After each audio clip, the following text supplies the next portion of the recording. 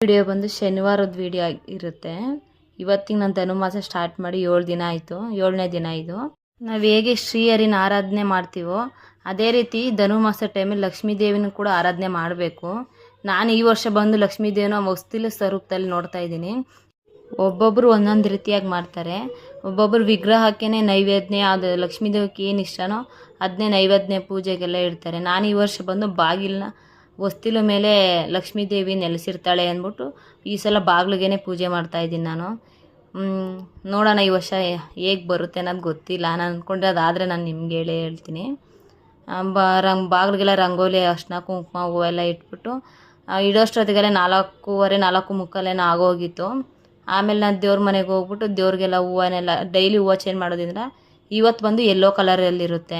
ನಾನು ಇವತ್ತು ಬಂದು ಯೆಲ್ಲೋ ಕಲರ್ ಹೂವಲ್ಲಿ ಪೂಜೆನ ಮಾಡಿದ್ದೆ.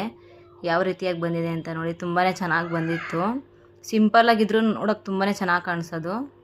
ಆಮೇಲೆ ಬಾಗಿಲಿಗೆಲ್ಲ ಧೂಪ ಎಲ್ಲ ಹಾಕಿ, ಮನೆ ಮುಂದೆ ಸ್ವಲ್ಪ ಗಿಡ ಎಲ್ಲ ಇದೆ ಅದಕ್ಕೆಲ್ಲ ಧೂಪ ಎಲ್ಲ ಹಾಕಿ, ಆಮೇಲೆ ಮನೆಗೆಲ್ಲ ರೂಮು ಕಿಚನ್ನು ಎಲ್ಲ ಕಡೆನೂ ಧೂಪನ ಎಲ್ಲ ಕಡೆಗೂ ತೋರಿಸಿ, ಆಮೇಲೆ ಒಂದು 5